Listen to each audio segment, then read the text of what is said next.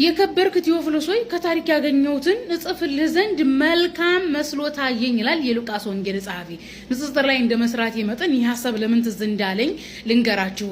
ትናንትና አህባሾች በአባቶች ዙሪያ የነዙትን ቪዲዮ ሰራበታለሁ ብያችኋለሁኝ። ረመዳንን ምክንያት በማድረግ የተለያዩ አባቶች የተለያዩ ጠቃሚ ትምህርቶችን እያስተላለፉ ነው። በዚህም መሰረት እነ ሼህ ሰይድ ሼህ መሐመድ ዘይንና ሌላም አባት ባለፈ ሰው ስለሆነ ብቻ ክብር አይገባውም የሚል አውድ ያለው ሰፋ ያለ ትምህርት ሲያስተምሩ ነበር።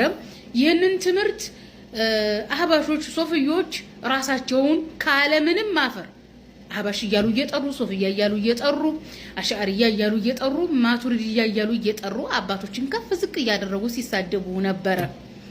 የእውነትም ሰው ስለሆነ ብቻ ክብር አይገባም የሚለውን በትክክል አረጋግጣችኋል። ምክንያቱም ሰው ስለሆነ ቢከበር እንደናንተ አስተሳሰብ እንደጻፋችሁት ቢሆን ኖሮ አባቶችን አትሳደቡም ነበር። ለዛውም የተናገሩት አባት ሌላ ሆነው ሼህ መሐመድ ዘይንን ሼህ ሰይድ ሙስጠፋን ሙልጭ አርጋችሁ ስትሳደቡ ከፍ ዝቅ አርጋችሁ ስትሳደቡ ነበር። እኛ ኢትዮጵያውያን እንደመሆናችን መጠን አንድ ሰው በእድሜ ከገፋ ነጭ ዘጉር ካበቀለ አንቱ እንላለን። አንተ ጎረምሳ እያሉ ሲሳደቡ ነበር የሃይማኖት አባቶችን።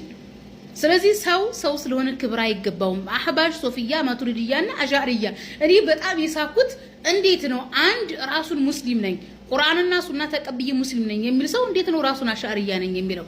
ሙአዊያ አሻሪያ ነበር አልነበረም? ዑመር፣ ዑስማን፣ አሊ፣ አቡበክር ሱሐቦች የመጀመሪያዎቹ ሰዎች አሻሪያና ማቱሪዲያ ነበሩ አልነበሩ? ኦኬ አይማዎች ሰለፎች አሻሪያና ማቱሪዲያ ወይም አህባሽና ሶፊያ ነበሩ አልነበሩ? እናንተ ካለምንም ማፈር አሻሪያንን ማቱሪዲያንን ትላላችሁ። አሻሪያና ማቱሪዲያ ከሙአዊያ ከዑመር ከሱሐቦች ከአሊ ከዑስማን ከአቡበክር በኋላ ከ300 ከ500 ዓመት በኋላ ነው።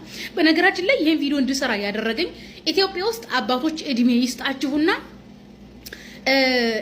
በኢትዮጵያ ታሪክ የተደረተ የሶፊያ ታሪክ አለ።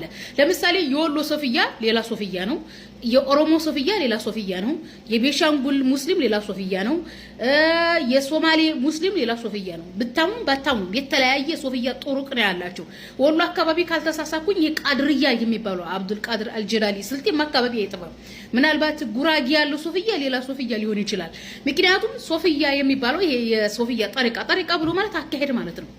አንድ የኢራቅ ሰው አንድ የፓኪስታን ሰው ወይም አንድ ሱዳኒ ወይም አንድ ባንጋሊ የሆነ ጠሪቅ መስመር ብሎ ይሰራላችኋል። በዛ በኩል የሚሄዱ ናቸው። ይሄን ብቻም ሳይሆን ሶፊያናት ወደ ኢትዮጵያ ሲገባ በተለይም አንዳንድ ኦሮሞ ማህበረሰብ የበዛበት አካባቢ ሲገባ ሶፊያ ሲገባ ኢትዮጵያ ውስጥ በተለይ ወሎ አካባቢ አጠቃላይ ኢትዮጵያ ውስጥ ስል ብትሉ ወሎ ብትሉ ጉራጌ ብትሉ ኦሮሚያ ክልል ብትሉ ከጫትና ከቡና ጋር የተያዘው ለምንድን ነው? እስልምና ወደ ኢትዮጵያ ሲገባ በተለይም በሶፊያ ጠሪቃ ሲገባ ዋቄ ፈታዎቹ ጫትና ቡናን ከዋቄ ፈታ እምነት ጋር አብረው ይዘው የመጡት ነበር። ለምሳሌ ሐድራ የሚለው ጫት እየበሉ ቡና እየጠጡ ከሃይማኖት ጋር ማያያዝ ይሄ ከዋቄ ፈታ የተቀዳ ነው በነገራችን ላይ። ስለዚህ አባቶች ማንንም ሳይፈሩ በደንብ ማስተማር አለባቸው። ማንንም መፍራት አያስፈልግም። ኦኬ ሰው ስለሆነ ብቻ መከበር አይጠበቅበትም ያሉት አባት ደግሞ ትክክል ናቸው። በነገራችን ላይ ሀቅ ይመራል። እንደውም የሞቱት ሐጂ ሙፍቲ ዑመር ናቸው። ምንድነው ሰውን አክብሩ ይሄን ንግግር የተናገሩት ክርስቲያኖችን ወደ ራሳቸው ለመሳብ ነው።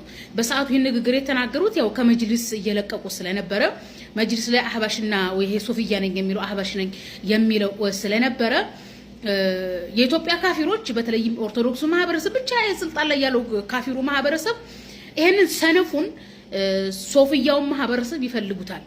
በሃይማኖቱ ጠንካራ ያልሆነ የሚል መጠመጥ ሂዶ የሚለጣጠፍ በቃ አይደለ በቃ ጥገኛ የሆነን ሙስሊም ስለሚፈልጉ ድጋፍ ለማግኘት ሲሉ ክርስቲያኖችን ለማስደሰት ነው እንደዛ ያሉት።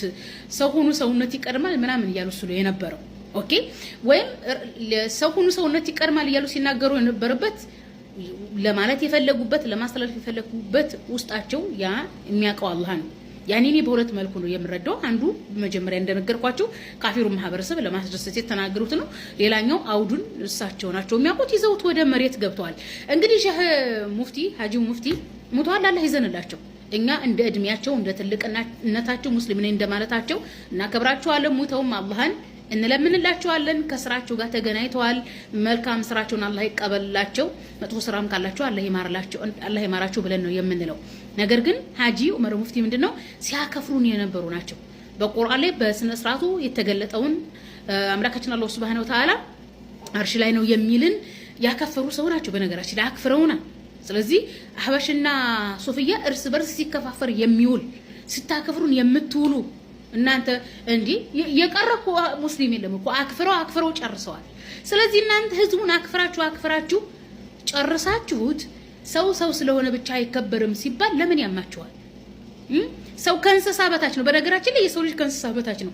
ሰው ስለሆነ ይከበራል የሚባለው ኖርማሊ አቅሉን የተጠቀመ ሰው አንደኛ ሰው በሰውነቱ የሚከበረው ሰው ስለሆነ መከበር አለበት የተባለው ምናልባትም አቅሉን ከሳተ አርቃኑን ከሆነ ከታመመ ልናሳምመው አርቃኑን ከሆነ ልናለብሰው ርቦት ከሆነ ልናበላው ልናጠጣው ሰው በሰውነቱ ይከበራል ምንለው ለዚህ ደረጃ ነው እንጂ ስግብግብ ውሸታም ነብያትና ሱሐቦት ሐዋሪያት ያስተላለፉትን የሚክድ ከሐዋሪያት ከነብያት ከሱሐቦች በኋላ የመጣም ፍልስፍና እኔ መንገድ ይሄ ነው እኔ ጠሪቃ ይሄ ነው እኔ አከለ ሸህ ተከታይ ነኝ የሚል ወራዳና ውሸታም አጭበርባሪ ስለሆነ ክብር አይገባውም።